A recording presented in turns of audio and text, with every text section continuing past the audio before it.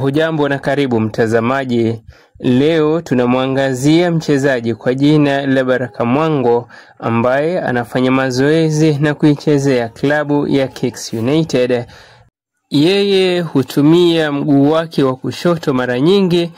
Ameweza kufurahisha macho ya wengi katika zile mechi ambazo ameweza kucheza, na matarajio yake ni kuweza kukipigia katika ngazi za juu zaidi, hasa ile ya kitaifa.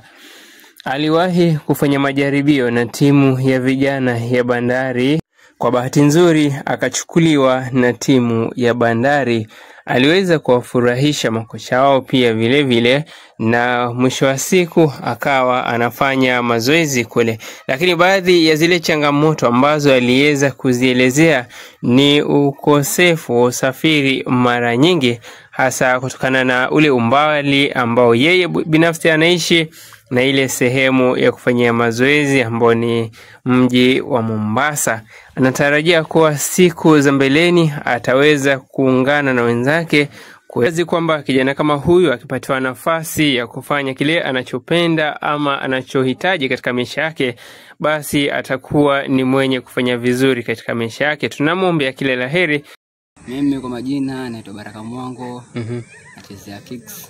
Shefanya travel Bandari, nikachukuliwa. Shida ni transport.